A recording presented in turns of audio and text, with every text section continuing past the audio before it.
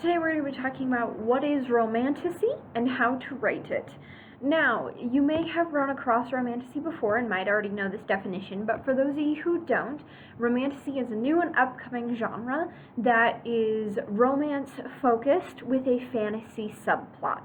So if romance is the main plot and fantasy is more of the backdrop or helps influence and encourage the romance, you may be writing a romantasy. This is an incredibly new and popular trendy genre, but don't write it just for the trend because of the fact that it is also one of those things where people can sense if you're writing for a trend versus if you genuinely want to write this genre. Moving forward, the main thing you want to do when creating your romantasy is focus on building the characters. Make your characters so real and so alluring to your reader that they cannot help but want to read more about their romance. Don't make them a hateable character. Even if you're doing enemies to lovers, please make sure that they have redeemable qualities. Make sure that even if they have their hateable moments and they're like, oh, I don't like that moments, that overall they are a likable person and that we want to root for them as a character and we want them to get that happily ever after at the end of the series, or the end of the book, depending on what you're writing. Best ways to do that are to make them relatable and to us as people. So don't make them too overpowered, don't make them too crazy beautiful. Make it so that we can go, oh, they're beautiful, but they're not so perfect that there's no way we can accomplish that.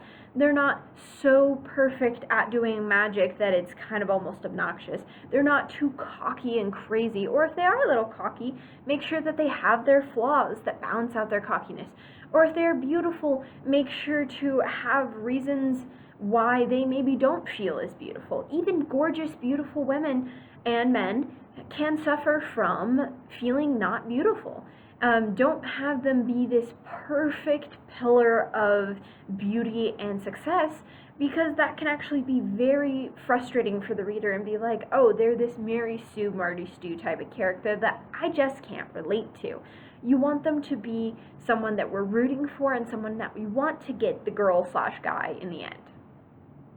Next thing you want to do is figure out what are your building blocks. Now, your building blocks are obviously going to be your fantasy world, your characters, but then your third building block is going to be romance tropes. Because of the fact that romance is the main plot here, you do want to rely on some of those romance tropes. Now, some of those romance tropes can get pretty cliche, but make sure you do them in your own unique way. You know, having the forced proximity trope because they have to be together in order to get away from this crazy dragon.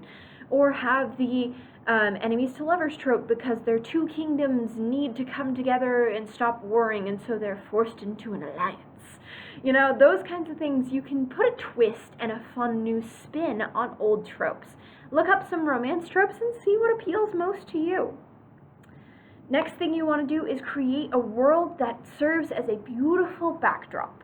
Whether it's realism with a twist of fantasy or a pure new fantasy world, you want to make sure that that backdrop is richly developed. Whether it's a plain old office building, but then turns out that there is like fae running their business, that would be interesting. Or alternatively, if it is actually in the fae realm, that can be very interesting and compelling. But make sure that this is more of a backdrop. You see it like doing in theater. A beautiful setting can enhance the scene and make it better. But if it's so gorgeous that the actors are tiny and terribly dressed in comparison, we're going to be focusing on the gorgeous scenery rather than focusing on the characters.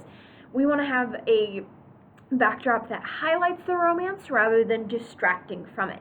But it is important to create that beautiful fantasy backdrop, whether it's magical realism or pure fantasy. The next thing you're going to want to look at is what elements of fantasy can help enhance the romance and help it to take center stage. So for example, are they sending love letters via dragon because that's the most popular way and all dragons are teeny tiny and cute and they have them as little pets or something like that? that very easily leads to a more romantic thing. Or, like in Fourth Wing, I haven't read Fourth Wing, but according to the Romantasy research that I did, Fourth Wing is actually a romantasy. Part of the reason why is because they're dragons. When they feel romantic towards each other, they feel romantic towards each other. And so as a result, this helps facilitate and pull the romance together, even if they don't want to be pulled together. They feel that pull and that compulsion to be together in spite of it. So what elements will help facilitate that romance, will help make it more the center stage rather than taking a back seat?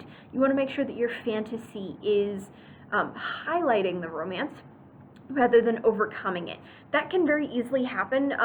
See my video regarding subplot dragons. This is when you have a teeny tiny little dragon that is the nice little subplot, and then all of a sudden it grows up to be a big fat dragon and it becomes the main plot. That is a problem. That is not ultimately beneficial or good to your writing.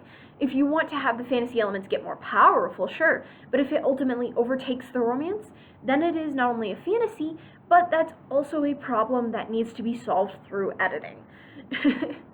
So make sure that your fantasy world is well developed, but not going to consume the romance plot. Last thing, don't forget your magic system. A lot of people get so caught up in the romance of it all that they forget their magic system even exists. Always make sure that your magic system is present, even if it's in small or light ways. Make sure that the fantasy is still there and still an undercurrent.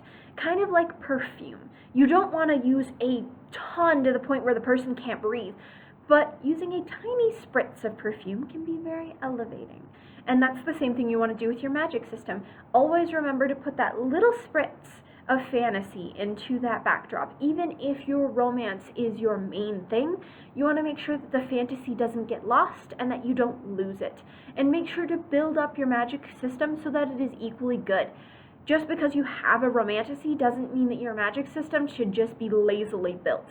You should build your magic system just as in depth as if it was a regular fantasy novel. Thank you so much for listening to the lesson today. Don't forget, we have a first chapter contest that is due on November 30th of 2024, and we have a Cozy Christmas Mystery contest as well that is due on December 21st of 2024.